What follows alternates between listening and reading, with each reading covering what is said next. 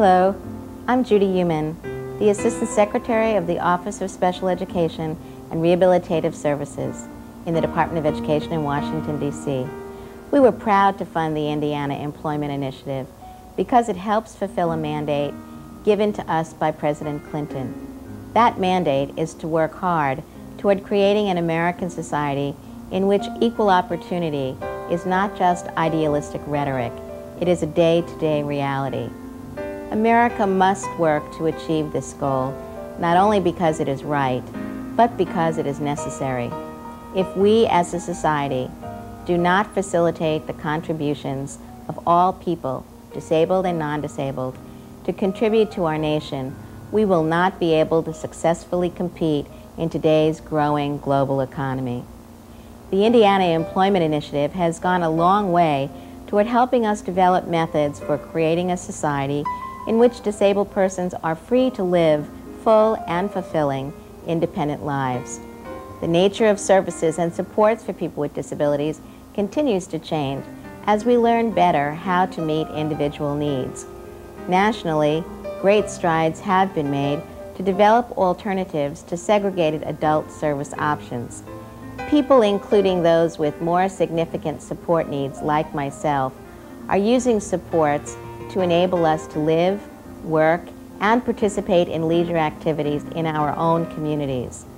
At the federal level, legislation such as the Individuals with Disabilities Education Act, the Rehabilitation Act Amendments of 1992, the Developmental Disabilities Assistance and Bill of Rights Act, and of course the Americans with Disabilities Act, has set the tone for changes in the way rehabilitation services should and are being provided, and in the way civil rights should and is being upheld.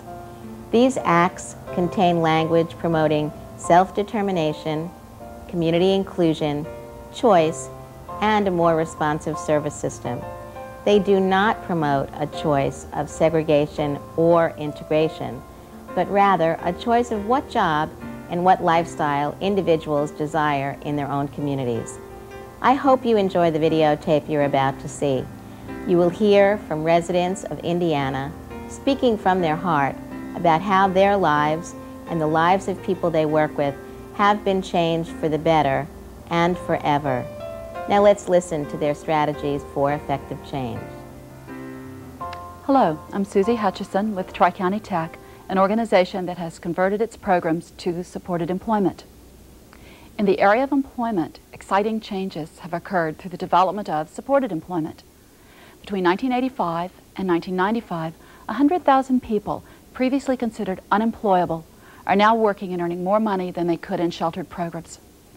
80% of supported employees are in individual jobs, rather than grouped with others who have disabilities. It's a lot more better than working in a sheltered environment. See, so you get a taste what reality is like.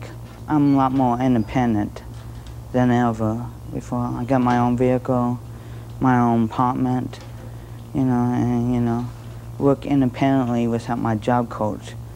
Probably back then, I probably couldn't do that, but now, I can basically handle a lot more than I usually could.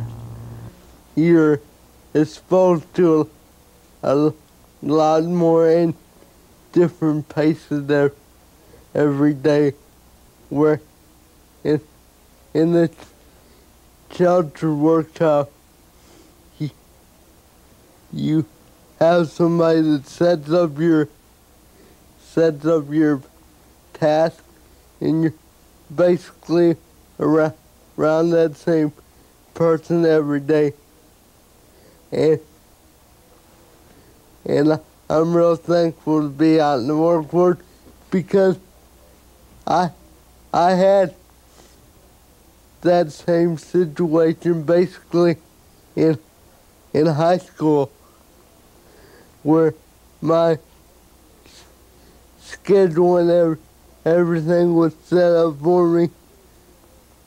Just gives me a chance to learn on my own and figure out the different things I want to learn. People are paying taxes, developing community connections, and enhancing their quality of life.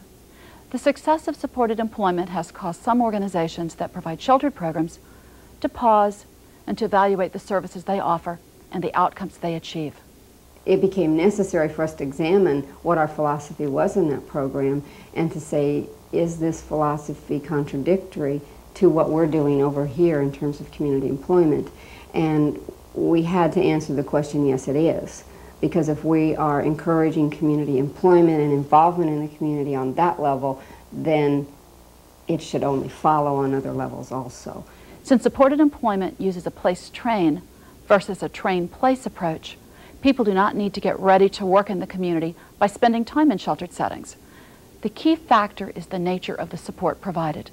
Okay, the train-place approach, again, is coming from the more traditional placement of what we were at a few years ago. It's where you had to have the individual ready before they were to be placed in community work. We had to train them. We had to get them up to speed or get their skills in place before we felt they were able to handle community employment. On the place-train model, it's just the opposite. It's where we assume that everybody has the potential to work in the community. If the right job match is there and the right training is done, then that person has the potential to work in community employment. Nobody is excluded at this juncture from having the opportunity to work in community employment. And the training then is done on the site. I mean, we get the job match going and then the training occurs, not getting them ready for community employment and then placing afterwards. Many agencies have determined that the provision of both sheltered and integrated employment services are philosophically incompatible and have begun a process of change called conversion. Conversion is the movement to community-based integrated services. It involves meaningful employment, homes, friends, and fun. We will show the similar ways each organization faces conversion and the different ways they are attempting to solve them. Each organization is unique in its history, personnel, leadership, politics, and structure. It is helpful to learn how others are tackling the complexities of organizational change. It is essential that attention is given to changing aspects of the following organizational components: the structure, strategies, human resource practices, and the external environment, which includes families, funders, employers, and the community. Guiding the change process must be a solid, value-based mission and vision of desired outcomes. Folks wanted more of a choice than they have now. Okay, the board responded to that by changing the mission and the philosophies and basically how we do things and why we do things to get us to the point where we're ready to make that big leap and actually do the changing. Engaging stakeholders in discussions about the values, mission, and vision of the organization is essential. The staff here have been here for a long time. We don't have a lot of high turnover here. So the folks are used to the types of services that we're trying to move away from, okay, and their whole way of thinking is based on that. We have brought in all kinds of experts and folks that have done conversion to help try to change that way of thinking. But more importantly, what has really changed them around is actually seeing the folks out there, seeing the actual results of what can happen with community employment. That has done the most. With consumers and families and the community in general, we're doing lots of marketing kinds of things, something that we've really never had to do before.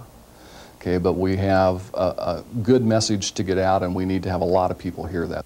Some important strategies to be considered are A, significantly increasing supported employment and developing more of a business approach. B, not backfilling segregated programs. C, using generic resources available in the community. D, assisting individuals to become part of everyday community life. Changing the organizational structure requires organizing services and supports around individuals rather than programs. We've also moved toward a flatter organization in the sense that over time, as we evolve and as our CQI effort takes hold, that we'll probably And actually we have taken some steps to reduce mid-management staff because we're expecting staff to take more responsibility and giving them more authority to make decisions in the community.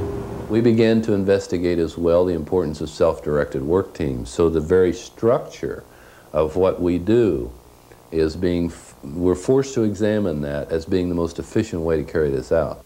Leaders must foster a learning culture whereby information is sought and shared continuously. Performance appraisal and feedback mechanisms must be changed to emphasize the mission, vision, and values of the organization. Empowerment of the staff is one of the biggest benefits that you can have when you're in a leadership position. It gives your own staff the ability and the confidence to give their input in many situations. They are the professionals, they are working in the field. Going back to that team concept, the cross-training is absolutely essential. It has to happen. If you have a team that is working together, they all have to be able to do each other's jobs. Shift money from segregated to integrated services. Diversify sources of funding. Provide consumers with vouchers to use this money to purchase their desired services and supports. Do not base decisions entirely on funding. The majority of the funding for both the Work Training Center and for our community integration programs come from government sources. And the government is very much behind the community integration efforts. They want to see the people in the community, they want a full integration effort, and thus it's much easier for us to go to the state and other governmental sources and convince them that we are helping these people become productive citizens and thus deserve funding. They fund us much more readily in a community integration effort than they do a Work Training Center effort. Planning is essential, but don't get stuck in the planning process. Plan in short time frames and be willing to take risks to meet your goals. When an agency is looking at changing to the degree that this change involves, you have to understand that you don't know all the answers before you start. You can't possibly know that. If you waited for every answer to be question to be answered and every piece to be in place, you would never do anything. Enlist the support of consumers, staff, families, funders, and board members in the early stages of the process and involve them in the ongoing changes. Initially, the conversion team was selected to provide the leadership within the agency to accomplish conversion to the extent that we'd like. We selected, in order to provide that leadership, we felt like we needed representation from each department within the organization, and so we did select a cross-disciplinary team. The conversion team's job is to address the many hard issues, first set the vision, and put us on a course where we are engaging in proactive activities that will result hopefully in integrated services and a movement away from segregated services. Sell, lease, rent, or convert the building to office space. Don't let what to do with the building become an all-consuming issue. We have just gone through a transitory period in Johnson County where we had our Work Training Center in 3 different locations. We consolidated into a leased building 3 years ago. When we moved into the leased building, we set a goal to be back out of that building by the time the lease was over. Although compromises will be made, strive for individualized, person-centered services and supports from the start. Rather than trying to move masses of people out quickly, take a one-person-at-a-time approach. Ultimately, strong leadership is necessary for conversion to occur. Leadership within the organization must have a desire to shift the direction of services because it is the right thing to do. All individuals have the right to choose their goals and pursue their life dreams. People need to be given the opportunity to make decisions about their own lives through the support of family, friends, and community. To get out there and find yourself a job. If you like it, take it. You might make more money. I like to meet people and all the employees and Mike and Marsha. I get along with them. Since Ramona has come to work for us, so many of our employees have changed their own opinion on people with a disability. And it's very obvious that they all love Ramona, because when she's not here, we all miss her terribly. They have to know what the real world is like, and you can buffer them somewhat, but if you want your son or daughter to be independent, they have to experience the whole round of things. I'd just like to get out on my own, live by myself. I'm getting out of here. I'm ready to get out of this place. It was so easy. It was just definitely easy. Everyone should try if they possibly can at all. She has adapted beautifully. I was hesitant at first because of the adaptability. Although there were no major changes to make of any sort, it was just how would she react to us. I had no qualms about how we would react with her, but I wasn't sure, and it's just worked out beautifully. We've had very positive experiences. It seems like everyone who gets to know people who have some sort of a disability or some sort of an other ability, as some would have it, get to know them, and they find out that there are people that have wants and desires and needs and fears just like everybody else. And as they get to know them, they accept them into the workplace, and if anything, they go a little bit out of their way to make them feel at ease. So we've had a very positive experience with the fellow employees that Eileen has encountered at Best Buy. Thank God I got my job, and I'm going to stay with it. I hope you've enjoyed the tape. I know that I've learned a lot from it. It demonstrated that changes can and are being made successfully. We all know that change is not easy. It's complex and very frequently rocky. But changes are needed if the American dream is to become a reality for all disabled people in our country. Now it's up to us, all of us, to apply the strategies portrayed in this videotape to the work that we're doing in our home and communities. The goal, it's worth the hard work. Thank you for listening.